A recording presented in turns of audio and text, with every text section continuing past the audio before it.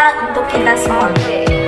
Yang terhormat Ibu Dr. Nahriana MPD selaku dosen pengampu pada mata kuliah Pengantar Pendidikan Kejuruan kelas 01 Pendidikan Kesejahteraan Keluarga.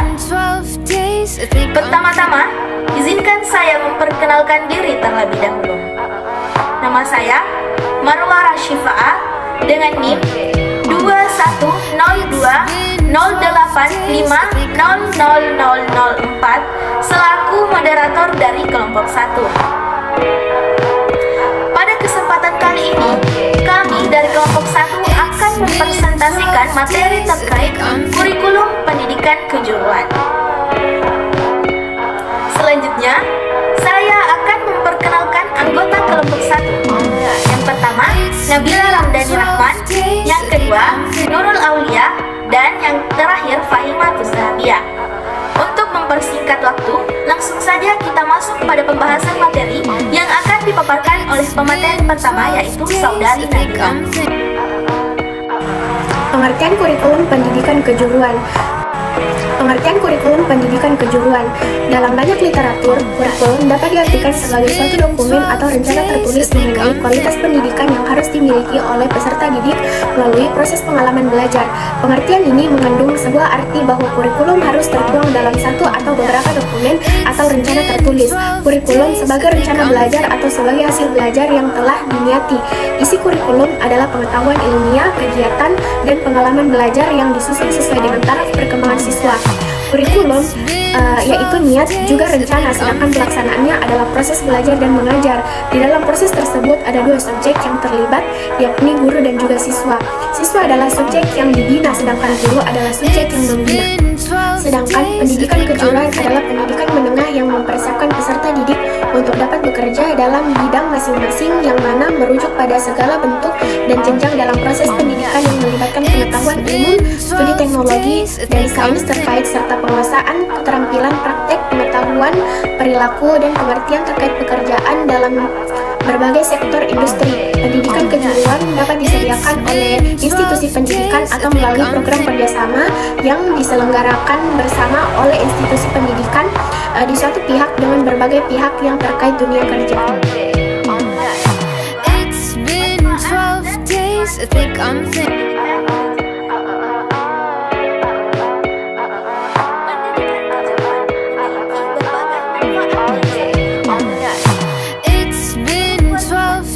I think I'm thinking.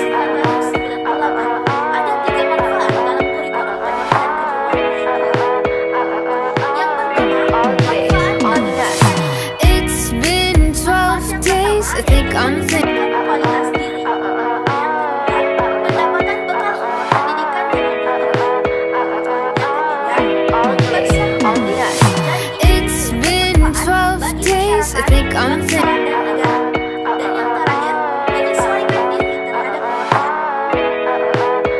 I'm thinking.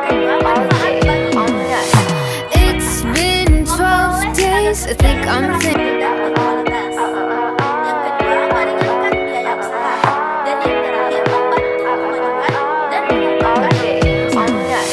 It's been 12 days, I think I'm thinking.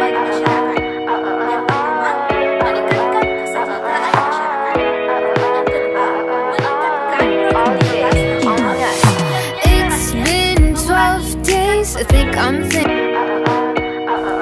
Tujuan kurikulum pendidikan kejuruan. Tujuan umum dari pendidikan kejuruan adalah yang pertama, menyiapkan peserta didik agar dapat menjalani kehidupan secara layak. Yang kedua, menyiapkan keimanan dan ketakwaan peserta didik. Yang ketiga, menyiapkan peserta didik agar menjadi warga negara yang mandiri dan bertanggung jawab. Yang keempat, menyiapkan peserta didik agar memahami dan menghargai keanekaragaman budaya bangsa Indonesia. Yang kelima, menyiapkan peserta didik agar menerapkan dan memelihara hidup sehat, memiliki wawasan, lingkungan, pengetahuan, dan studi. 3. Pengembangan kurikulum pendidikan kejuruan. Pengembangan kurikulum di Indonesia haruslah melibatkan partisipasi dari industri untuk menyelaraskan dengan perkembangan teknologi yang harus berkembang. Menurut Haidar 2016, mengatakan bahwa partisipasi guru dalam proses pengembangan kurikulum akan membantu mereka dalam memperbaharui dan meningkatkan tidak hanya pada kurikulum, tetapi juga untuk pengajaran yang lebih baik dan efektif, dan juga proses belajar itu sendiri. Berikut merupakan 4 hal penting dalam penyusunan kurikulum. 1. Desain kurikulum harus mengacu pada disiplin ilmu. 2. Desain kurikulum haruslah berorientasi kepada masyarakat. 3. Desain kurikulum haruslah berorientasi kepada siswa. 4. Desain kurikulum haruslah berorientasi pada teknologi yang ada. Selanjutnya, permasalahan dalam pengembangan kurikulum pendidikan. Permasalahan umum, cakupan skop, berkaitan dengan pengaturan penyampaian pelajaran pada waktu dan tingkatan yang sama. Dengan kata lain, cakupan mengacu pada apa unsur-unsur kurikulum tersebut, apa pengelolaan dan hubungan peintegrasian unsur-unsur kurikulum. Masalah yang akan berkaitan dengan cakupan dan sekuens tidak berlaku pada satu mata pelajaran saja, tetapi harus pula dipikirkan keserasian pada perkembangan antar mata pelajaran yang ada kalanya harus diberikan secara bersamaan dan ada pula yang harus diberikan secara bertahap. Oke, selanjutnya itu permasalahan khusus. Nah, di sini 1, pada guru yang kurang berpartisipasi dalam mengembangkan kurikulum yang disebabkan beberapa hal, yaitu kurang waktu, kekurangan sesuaian pendapat baik dengan sesama guru maupun kepala sekolah. Yang kedua, dari masyarakat, yaitu untuk mengembangkan kurikulum mau dibutuhkan dukungan masyarakat baik dalam pembiayaan maupun dalam memberikan umpan balik terhadap sistem. Selanjutnya, prinsip-prinsip pendidikan kejuruan.